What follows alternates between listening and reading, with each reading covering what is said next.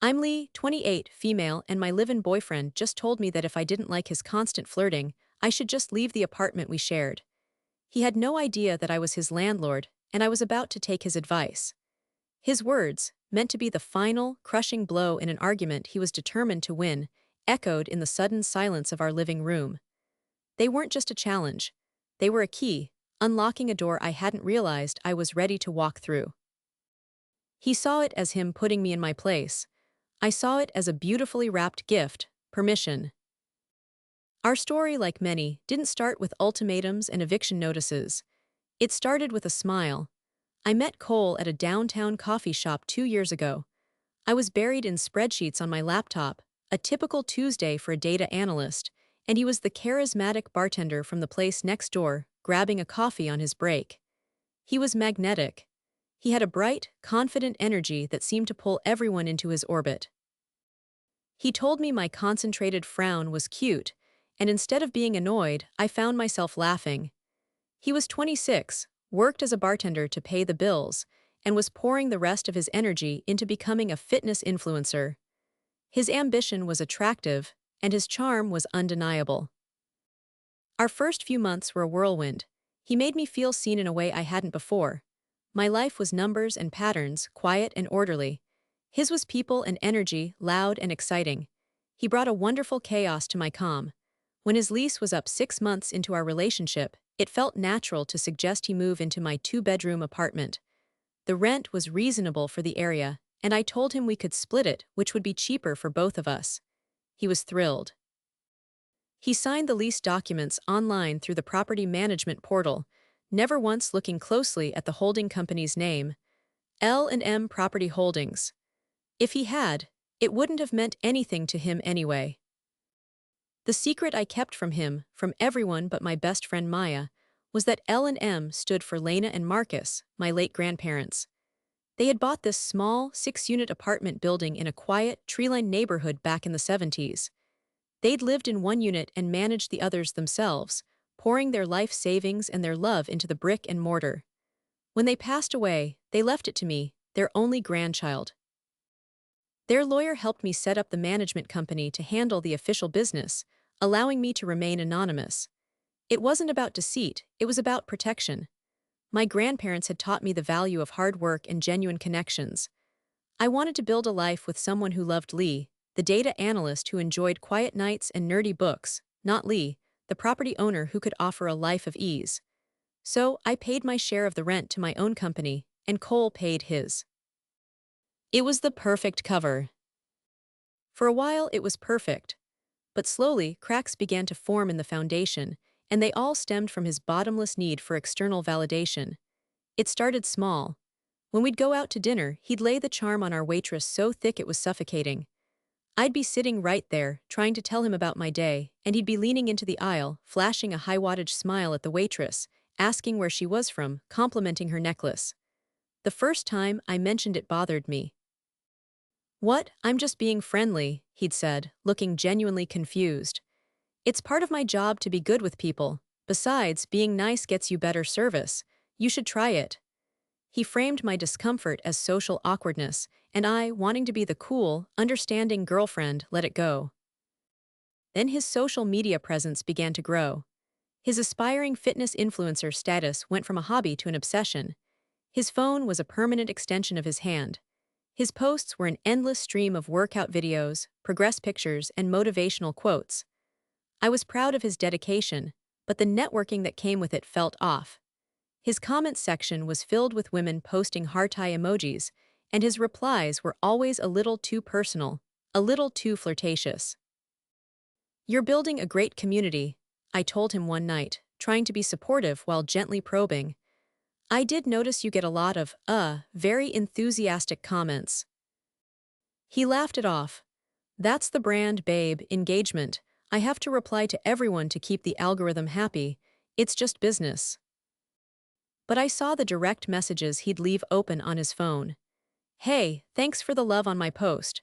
Your profile looks amazing, too. Or, in your area for a brand deal soon, we should totally connect." When I finally got the courage to say that his winky faces to strangers made me uncomfortable, he accused me of being jealous of his success. Lee, this is how it works, he said, his tone patient, as if explaining a complex formula to a child. I need these plea to like me. They're my potential clients, my audience. Are you saying you don't support my career? It was a masterful trap, and I walked right into it every time. My valid feelings of being disrespected were twisted into me being an unsupportive, controlling girlfriend. He was so convincing that I started to believe it myself. Maybe I was being insecure. My best friend Maya saw it clearly. Maya and I had been friends since college, and she knew me better than anyone. She also knew about my inheritance and my reasons for keeping it secret. She'd been skeptical of Cole from the start, not because of who he was, but because of how he seemed to feed on attention.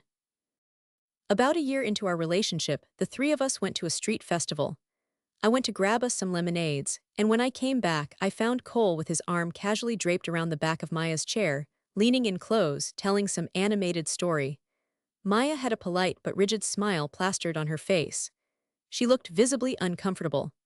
I stood there for a moment, lemonade getting warm in my hands, and just watched. He didn't even notice I was back. Later that evening, Maya called me. Hey, she started, her voice hesitant. I don't want to overstep, but does Cole's behavior ever bother you? What do you mean? I asked, though I knew exactly what she meant. The way he acts with other women, with me today. It's like he has to be the center of everyone's attention, all the time. He was complimenting my dress and my hair and telling me I should let him design a workout plan for me. It just felt slimy. A wave of shame washed over me. He's just friendly, Maya, that's his personality. I was defending him, using his own excuses. Lee, she said gently, there's a difference between friendly and disrespectful. He's your boyfriend. He was ignoring you and hitting on me. You deserve better than that. When I brought it up with Cole, careful to frame it as Maya's perception, he exploded. Oh, so now your friend is trying to break us up. Typical, she's probably just jealous. You shouldn't let her poison your mind against me, Lee. We're a team. He made me feel like I had to choose, my best friend's judgment or his love. I chose him. I apologized to him for doubting him and created a rift between Maya and me that took months to heal. I had chosen to live in the pretty, comfortable house of denial he had built for me, ignoring the fact that the entire structure was rotting from the inside out. But every structure has a breaking point. And ours was just around the corner, waiting for us at a housewarming party. The invitation came via group text from our friends, Jessica and Tom. They had finally bought their first house in the suburbs, a milestone that felt both exciting and impossibly adult.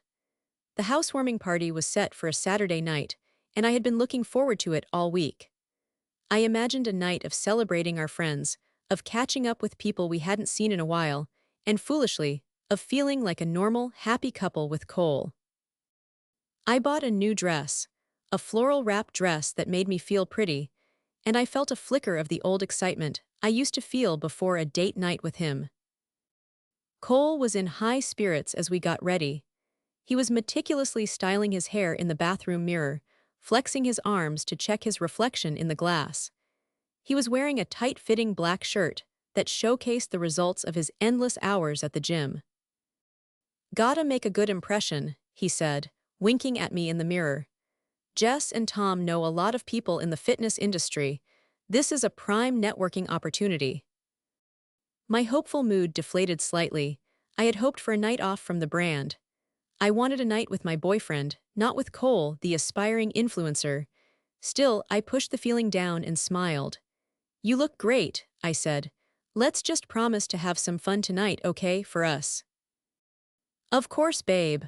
Always, he said, giving me a quick, distracted kiss before turning his attention back to his phone, likely scheduling a post for later that evening.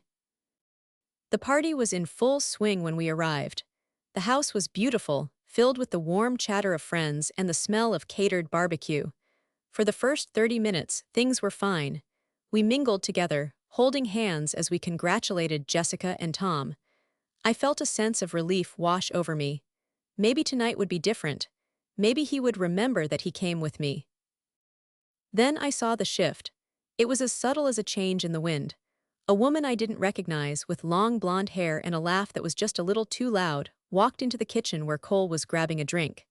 Her name was Tiffany, and I learned later that she was a cousin of Jessica S. Cole's focus, which had been loosely tethered to me, suddenly snapped in her direction. His posture changed. He stood up straighter, his smile became brighter, and his energy focus set into a concentrated beam, aimed directly at her. I was standing nearby, talking to another friend, but I watched it all unfold as if in slow motion. He introduced himself, and within minutes they were laughing like old friends. I tried to join the conversation, walking over and sliding my arm around Cole's waist. "Hey, I'm Lee," I said to Tiffany, offering a friendly smile. "Oh, hi," she said, her eyes flicking over me for a second before landing back on Cole. Cole, to his credit, made a cursory introduction. "This is my girlfriend Lee. Lee, this is Tiffany, she's a yoga instructor." "Oh, amazing," Cole boomed, his enthusiasm dialed up to 11. "We should definitely collaborate. My followers would love some yoga content." He turned his body slightly, angling himself more toward her and away from me, effectively pushing me out of the circle he had just created. I stood there for another minute, feeling like a ghost. They were already deep in a conversation about workout splits and protein powders, their heads closed together. I was invisible. Humiliation burned in my cheeks. I quietly excused myself and retreated to the backyard, my heart pounding with a familiar, sickening rhythm of disappointment. For the next 2 hours, I watched from a distance. I talked to other friends, I smiled, I laughed, I ate a plate of food I didn't taste. But my eyes kept finding him. He never came to look for me. He was always with Tiffany. They were by the fire pit, then they were on the porch swing, then they were back in the kitchen, their laughter echoing through the house. At one point, I saw him take out his phone and hand it to her. I knew exactly what was happening. He was getting her number. Not for a collaboration, not for networking. Maya found me by the dessert table, where I was pretending to be interested in a bowl of fruit salad. She didn't say anything. She just stood beside me, her presence a silent, solid comfort. "I see it," she said softly, her eyes fixed on Cole and Tiffany, who were now sharing a pair of earbuds, looking at something on his phone. "I'm so sorry, Lee." "I'm so stupid," I whispered, my voice thick. "I keep thinking he'll change. I keep thinking one day he'll wake up and see me." "This isn't on you," she said fiercely, putting a hand on my arm. "This is who he is. You're not stupid for hoping the person you love will be better. You're just too good for him." Her words, meant to comfort, felt like a final nail in the coffin of my denial. She was right. This was who he was, and it wasn't going to change. The hope I had been nurturing for 2 years finally withered and died. When it was time to go, I had to be the one to find him. He was still talking to Tiffany near the front door. "Cole," I said, my voice flat and devoid of emotion. "It's getting late. I'm ready to leave." He looked up, slightly annoyed at the interruption. "Oh, okay, just saying goodbye." He gave Tiffany a lingering hug, whispering something in her ear that made her laugh again. "I'll DM you," he said, loud enough for me to hear. The car ride home was suffocatingly silent.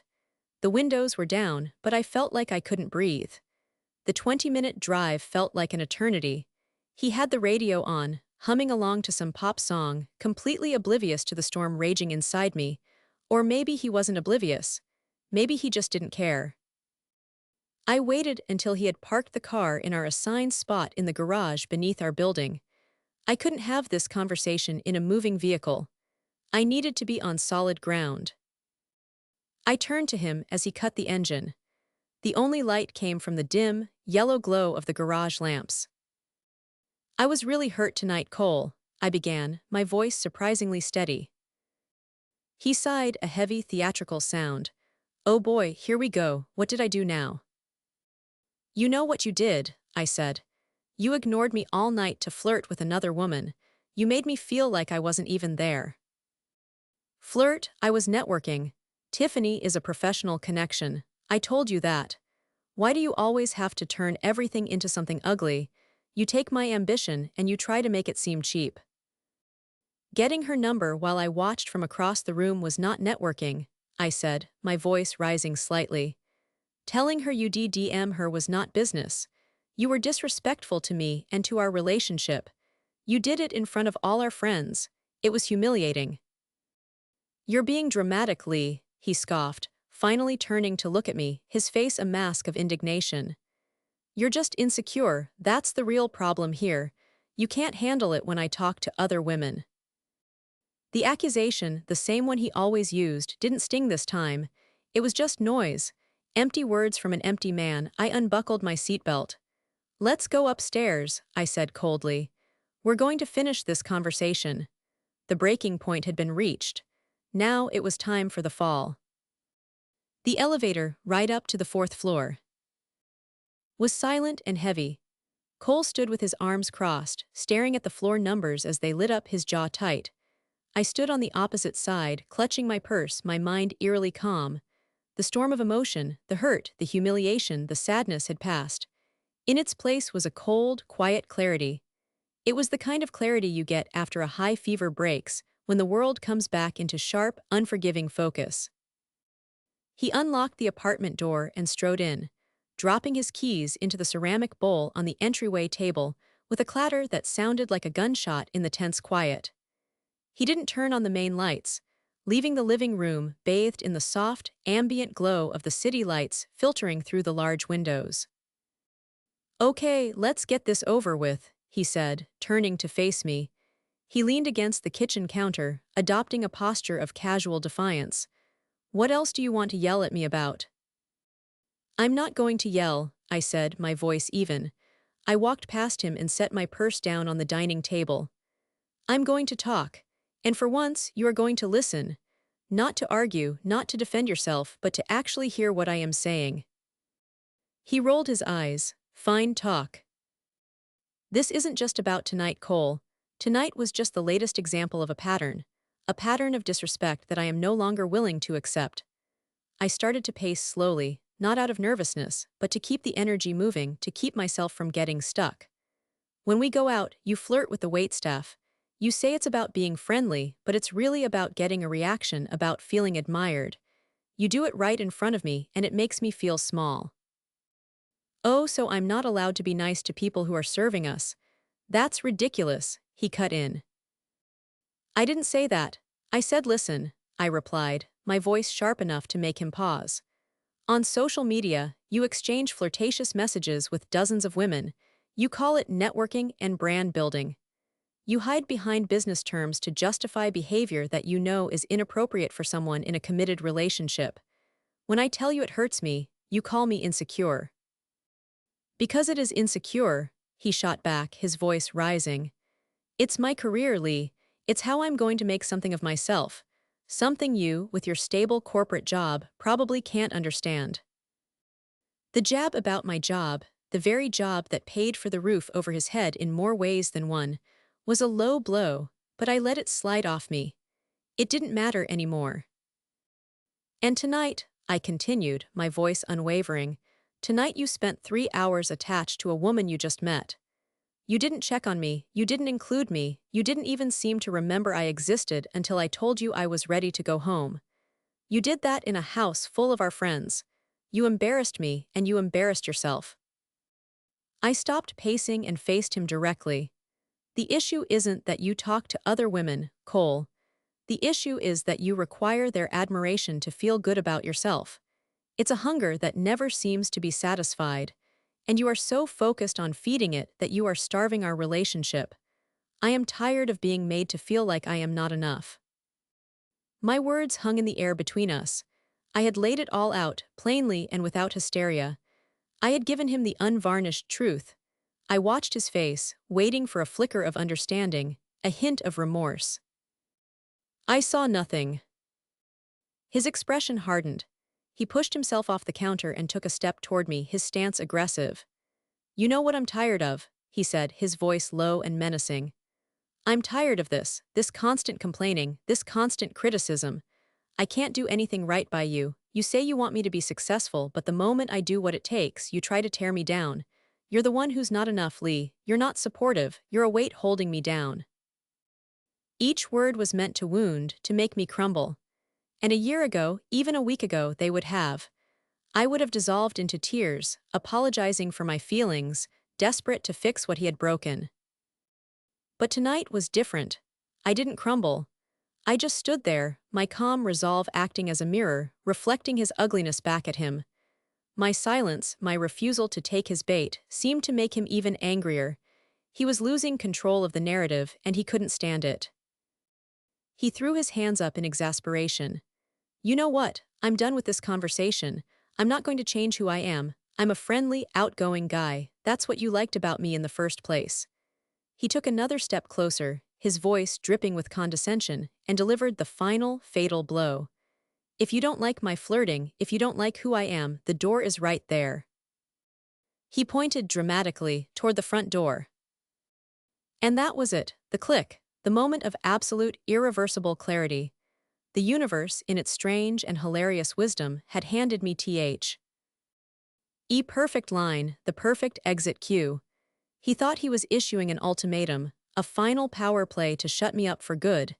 He thought he was putting me in my place. He had no idea he was showing me the way out. The hurt that had been a dull ache in my chest for months simply evaporated, replaced by an almost giddy sense of liberation. A small, genuine smile touched my lips. I looked him straight in the eye, my voice light and clear. Thanks for the reminder. The confusion on his face was instantaneous. It was so comical I almost laughed. He had been expecting tears, begging a fight. He had not been expecting gratitude. He blinked, his brain trying to process my response. He opened his mouth, then closed it again. What is that supposed to mean? He stammered. It means you're right, I said, turning away from him and walking toward our bedroom. The door is right there. He stood, frozen in the middle of the living room, a statue of baffled arrogance. He had just handed me the keys to my own freedom, and he was the only person in the room who didn't know it yet. Cole didn't follow me into the bedroom. I heard him huff, then the distinct sound of him grabbing a pillow and blanket from the linen closet. The living room couch had become his default territory after our arguments.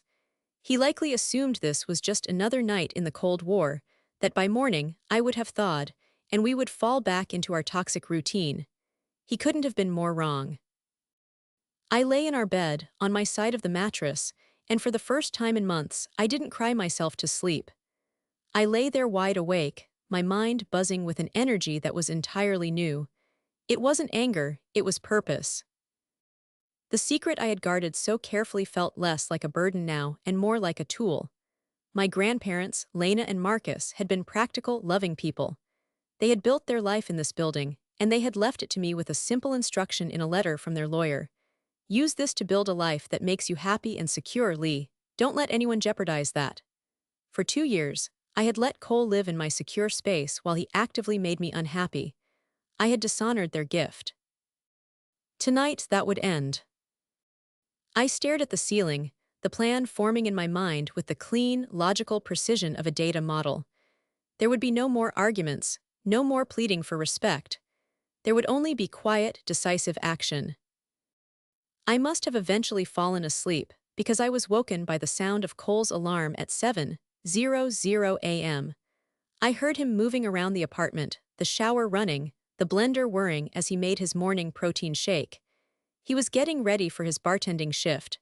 He opened the bedroom door, not to talk, but to grab his uniform from the closet. He didn't look at me. I'm leaving, he said to the closet door. Shift is until 10 tonight. Okay, I replied, my voice neutral. He hesitated for a second, probably expecting more. When I offered nothing, he grunted and left, closing the door behind him. The final click of the apartment's front door locking was the starting gun. I sat up in bed, my heart thrumming with a strange mix of nervousness and exhilaration. I was actually doing this. I grabbed my phone and sent a text to the one person I knew would understand without judgment. Me code red, I need you. Maya's reply was instantaneous. Maya, on my way. ETA 15 minutes. True to her word, 15 minutes later, my doorbell rang.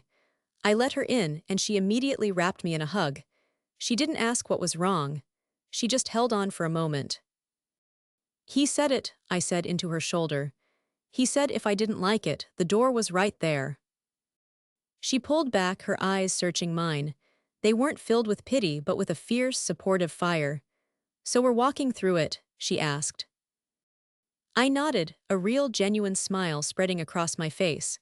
"We're walking through it." "Good," she said, her own smile matching mine. "Let's get to work. What's the plan?" The plan was simple. I wasn't trashing the place.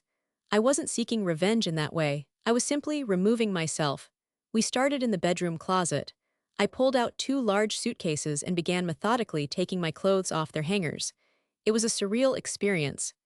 Each item held a memory: the dress from our first anniversary, the sweater he'd bought me for Christmas, the blouse I'd worn to meet his parents. I didn't linger on the memories.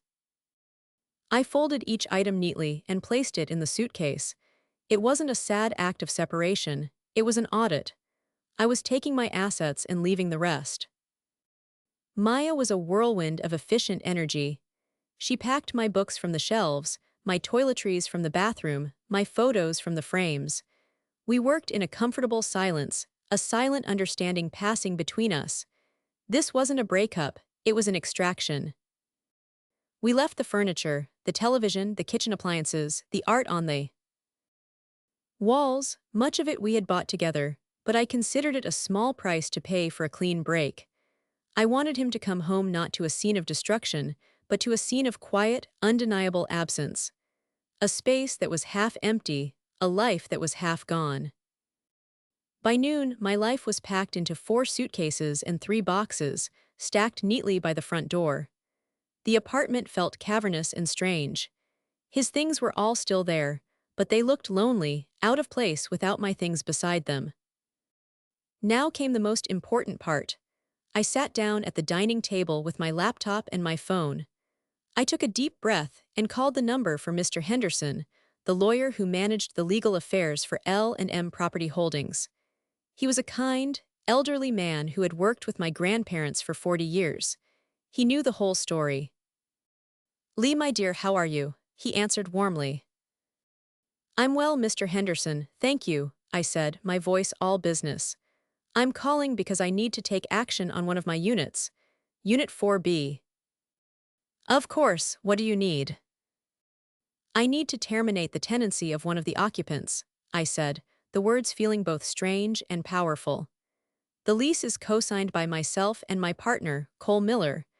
I will be vacating, but I need an official, legal 30-day eviction notice served to Mr. Miller."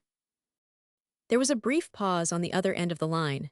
Mr. Henderson was too professional to ask personal questions, but I could hear the unspoken concern. "I see," he said finally. "That is, of course, within your rights as the owner. The co-tenancy clause allows for this. I will have my paralegal draw up the notice immediately. It will cite a termination of the month-to-month agreement. It's perfectly legal and binding. I'll email you a PDF copy within the hour." "Thank you, Mr. Henderson. I appreciate your discretion." "Always, Lee. And for what it's worth, your grandparents would be proud of you for protecting your happiness." His words hit me with unexpected force, and I had to swallow past a lump in my throat. "Thank you," I whispered. "That means a lot." An hour later, as promised, the email arrived. It was a formal 2-page document filled with legal language. It named the property, the tenant, Cole Miller, and the required date of vacancy. At the bottom, it was signed by the property manager on behalf of L&M Property Holdings. It was cold, impersonal, and perfect. I printed the document, folded it neatly, and slid it into a crisp, white business envelope. I didn't write his name on it. This wasn't a letter from me. This was a notice from his landlord. I walked over to the kitchen counter, a space littered with his things, a tub of protein powder, a shaker bottle, a stack of mail addressed to him. I cleared a space right in the center and placed the envelope there. It lay stark and white against the dark granite. A declaration of independence. Maya helped me carry my suitcases and boxes down to her car. As I stood in the doorway, I took one last look at the apartment that had been my home. It was no longer a place of comfort, but a museum of a failed relationship. I felt a pang, not of sadness for what I was losing, but of relief for what I was escaping. I closed the door, and the sound of the lock clicking into place was the most satisfying sound I had ever heard. I was free, and a storm was about to break. The first few hours of freedom felt strangely ordinary. Maya's apartment, a cozy one-bedroom filled with plants and books, became my sanctuary. She set me up in her spare room, which was mostly an office, but had a comfortable pull-out sofa. After we hauled my things inside, she ordered a mountain of our favorite Thai food. We sat on her living room floor, eating curry out of cartons and watching a terrible romantic comedy, and for the first time in a very long time, I felt my shoulders relax away from my ears. I felt light. I had put my phone on silent the moment I'd left my old apartment, placing it face down on the nightstand in Maya's spare room. I knew what was coming. I knew Cole's shift ended at 10, and the subsequent explosion was inevitable. I didn't want its digital shrapnel to ruin my first evening of peace. Around 10:30 p.m., I saw the screen light up from across the room. Then again, and again, a relentless flashing beacon of his impending discovery. Maya glanced at the phone, then at me. "You don't have to look," she said gently.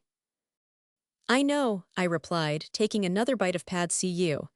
"I'm not going to."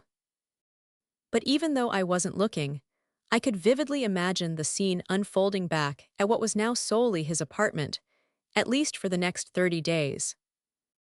I pictured him walking in, tired from his shift, probably already thinking about what pre-planned, healthy meal he would eat. He'd toss his keys in the bowl, kick off his shoes, and then he would pause. He would feel the emptiness of the space before he even saw it. The air would be different. The O's would be wrong. His eyes would scan the living room, noticing the bare patches on the bookshelves where my novels used to be. He'd look toward the closet by the door, seeing the empty space where my favorite coat and boots once lived. Confusion would be his first reaction. He'd call my name. "Lee, you home?" Silence would be the only answer. He'd walk into the bedroom, and the sight of the half-empty closet and the bare top of the dresser would hit him. This wasn't me staying at a friend's for the night to make a point. This was a departure. Annoyance would quickly replace his confusion. He'd probably think I was being overly dramatic, punishing him for our fight. He'd pull out his phone, ready to fire off an angry text demanding to know where I was and what I thought I was doing. But then, as he walked back through the living room, his gaze would fall on the kitchen counter. He would see it. The single, stark white envelope, placed with an unnerving deliberateness in the very center of the island. He'd pick it up, his annoyance shifting to curiosity, maybe a little bit of apprehension. He would still be expecting a letter from me. A long, tear-stained confession of hurt, a dramatic goodbye. He would tear it open, ready to skim through my emotional words. But he wouldn't find my handwriting. He wouldn't find my name. He would find cold, typed, legal jargon. Notice to terminate tenancy. Pursuant to the terms of your month-to-month rental agreement. The owner of the property, at 123 Oak Street, hereby provides you with 30 days notice. The premises must be vacated by. The words would blur together, incomprehensible at first. Eviction? What? A mistake. He would think I hadn't paid the rent. He'd feel a surge of anger at me, assuming my dramatic exit involved us getting kicked out. He'd read it again, slower this time. He'd see the name of the management company, L&M Property Holdings. He'd see the cold finality of the language. And that's when the panic would set in. A deep, primal panic. His home, the comfortable, affordable, well-located apartment he'd taken for granted, was being ripped out from under him. And the person he lived with, the person he'd just fought with, was gone. The phone on Maya's nightstand began to buzz, not just flash, a call, then another. The flashes were texts, the buzzing was a direct attempt to reach me. I ignored it. Maya and I finished our movie, cleaned up the food containers, and talked about everything except Cole. We talked about work, about a trip we wanted to take, about a new book she was reading. It felt normal. It felt healing. When I finally went to bed around midnight, I picked up my phone out of a sense of morbid curiosity. The screen was a nightmare of notifications. 27 texts. 14 missed calls. I opened the texts, my finger hovering over the screen. They were a perfect chronicle of his descent into panic. 10:18 p.m. Where are you? Your stuff is gone. This isn't funny, Lee. 10:20 p.m. Seriously, pick up your phone. What did you do? 10:25 p.m. I found the letter, an eviction notice. Did you forget to pay the rent? What is going on? 10:26 p.m. Call me right now. 10:30 p.m. This is insane. You can't just leave and get us kicked out of our apartment. This is my home. 10:45 p.m. I'm going to have to call the management company tomorrow and sort out your mess. 11:15 p.m. Why aren't you answering me? Are you with Maya? Of course you are. She put you up to this, didn't she? 11:40 p.m. Lee, please, I'm sorry about last night. Okay, I was a jerk, just come home. We can fix this. 11:55 p.m. This is your fault, all of it. You've ruined everything over one stupid fight. The messages were a chaotic mix of anger, blame, and a last-ditch, transparently selfish apology. Not once did he ask if I was okay. Not once did he show any genuine remorse for his behavior. His only concern was his own comfort, his own situation. The apartment. I read them all and I felt nothing. No guilt, no sadness, no regret. All I felt was a profound sense of validation. I had made the right decision. The man I had just left wasn't a partner, he was a parasite, and I had finally detached him. I turned the phone over, put it back on the nightstand, and for the first time in 2 years, I fell into a deep, dreamless, and wonderfully peaceful sleep. He could rage against the storm. I was already in the calm at its center. The next morning, I woke up feeling lighter than I had in years. The sun was streaming into Maya's spare room, and the sound of her coffee grinder was a comforting hum from the kitchen. The barrage of notifications on my phone had continued through the night and into the early morning, but now, in the light of day, they seemed less like a crisis and more like the desperate noise of a man who had lost control. Morning sunshine, Maya said, handing me a mug of coffee as I entered her kitchen. How's the newly liberated woman F? Ealing today? Surprisingly fantastic, I admitted, taking a sip. He's spiraling. Let him, she said with a shrug, buttering a piece of toast for me. It's not your problem anymore. What's the plan for today? First, I'm calling my cell provider to change my number, I said. Then, I'm forwarding my mail. And then, I'm going to enjoy my day. While I went about the administrative tasks of disentangling my life from his, Cole was embarking on his own frantic mission. His texts, which I checked one last time before erasing them forever, told the story. He had woken up ready to fight, not with me, but with the faceless entity he believed was responsible for his predicament, the landlord. I can just picture him, pacing the half-empty apartment, rehearsing his lines. He'd be so sure of his own charm, so confident that he could talk his way out of this. He's always believed that rules are for other people. He would have called the number on the eviction notice for L&M Property Holdings. The call would have been routed to the management company's main reception desk. A polite, professional receptionist named Carol, who has worked there for 15 years and has heard every excuse in the book, would have answered. L&M Property Holdings, how may I direct your call? Hi, yes, my name is Cole Miller. I'm a tenant at 123 Oak Street, Unit 4B, he would have started, his voice dripping with forced friendliness. There seems to have been a huge mistake with my lease. I received this crazy eviction notice last night, and I need to speak to the owner immediately to get it sorted out. I see, sir, Carol would have replied, her voice perfectly neutral as she typed his name into the system. A note would have popped up on her screen, written by Mr. Henderson himself. All communication from Mr. Miller regarding his tenancy is to be directed to legal. Do not transfer. Provide no information. The owner's decision is final. I'm sorry, Mr. Miller, But I am not authorized to connect you with the property owner, Carol would have said, reciting the company policy. As the notice states, the owner has chosen to terminate the month-to-month agreement. The decision is final. Final? What do you mean final? His voice would be losing its friendly edge. There's no reason for it. I've always paid my rent on time. My ex-girlfriend, I guess, she must have done something. You have to tell me the reason.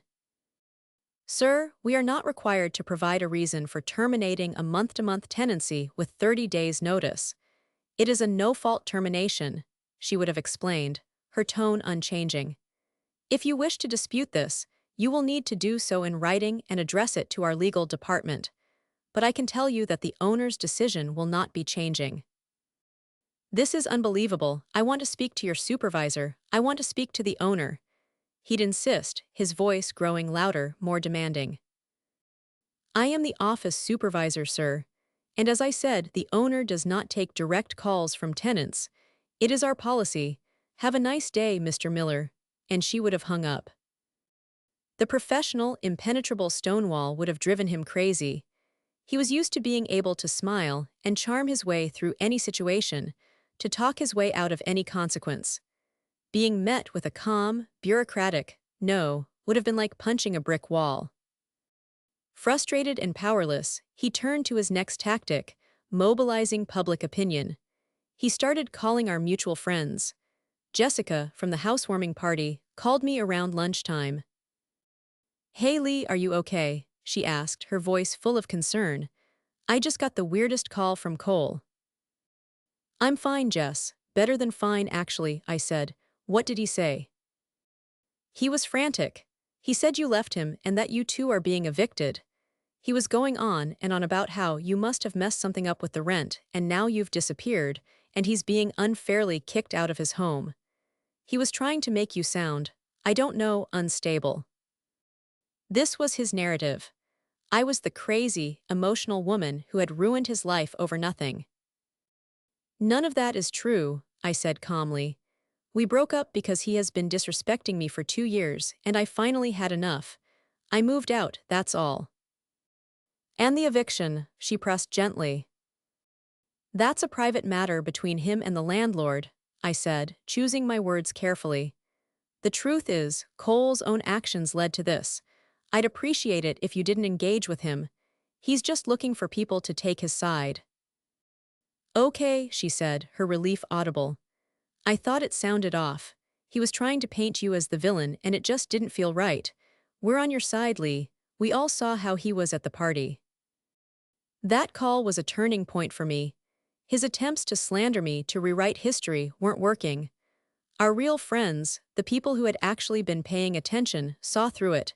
They had all seen the little moments of disrespect, the casual dismissals, the constant need for attention. My quiet exit had simply confirmed what they already suspected. By the end of the week, Cole was isolated.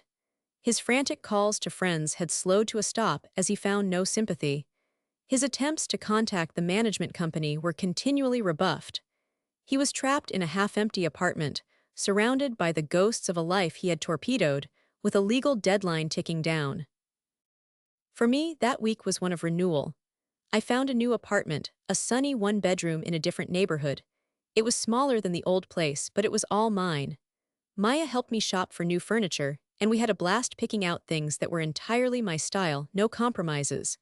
I felt like I was breathing fresh air after being stuck in a stuffy room for 2 years.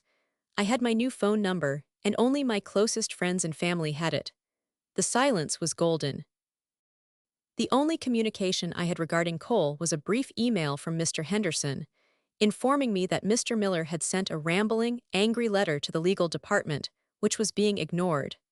He was a tenant nearing the end of his lease. Nothing more, nothing less.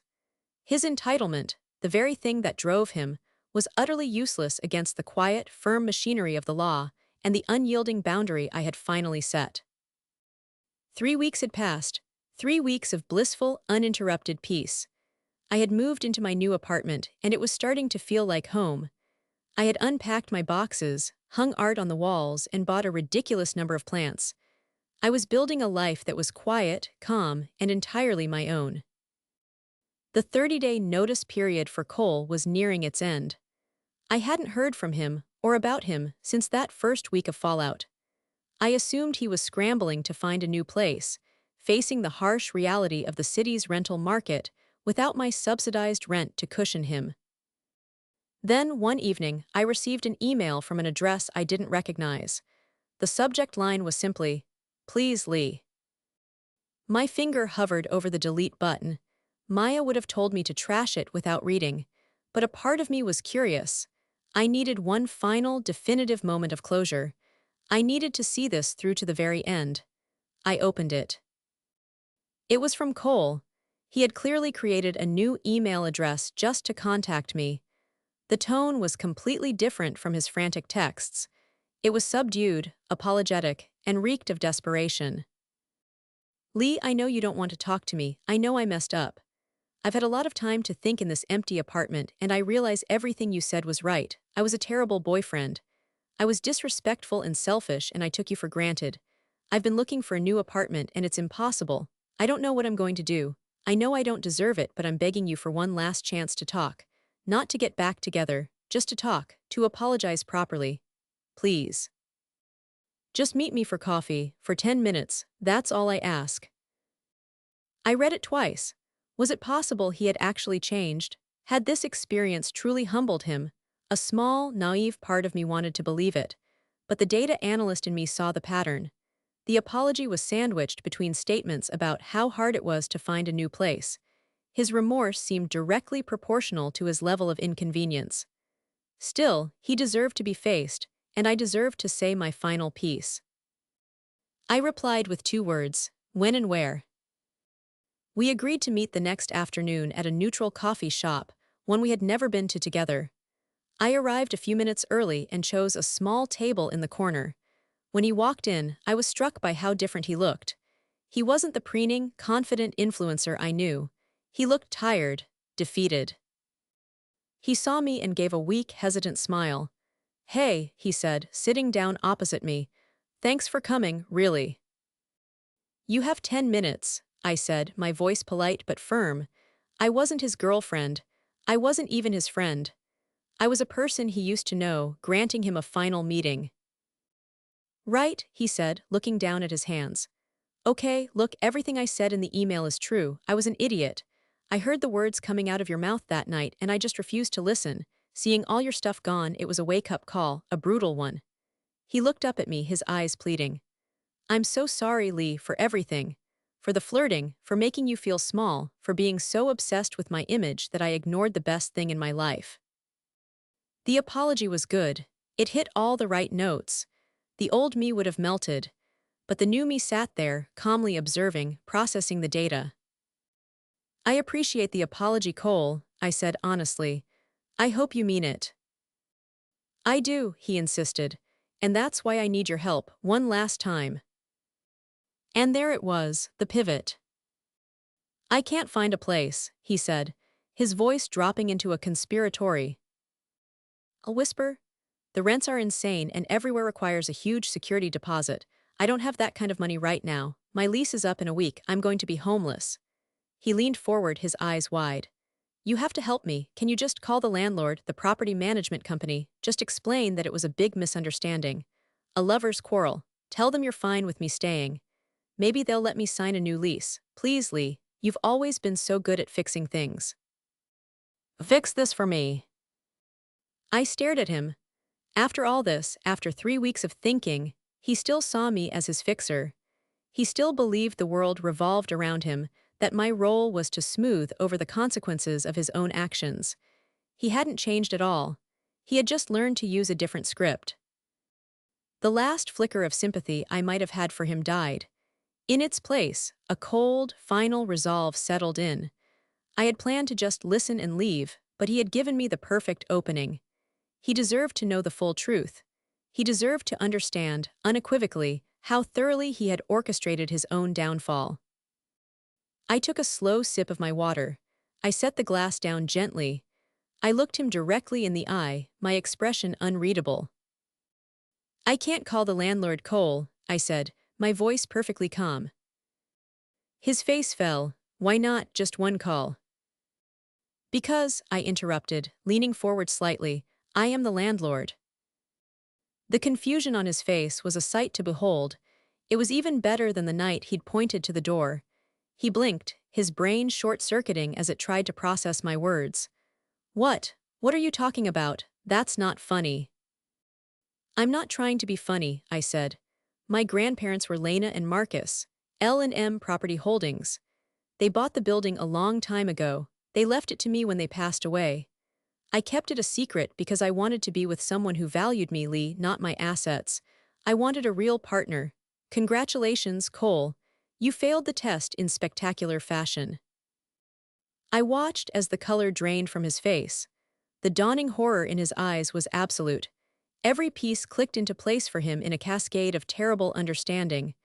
The cheap rent, the seamless lease signing, my calm, swift exit, my refusal to fix the problem, the impenetrable wall at the management company. It all made sense now. His mouth opened and closed like a fish. No sound came out. He had been casually disrespecting, dismissing, and ultimately kicking out the very person who held all the cards.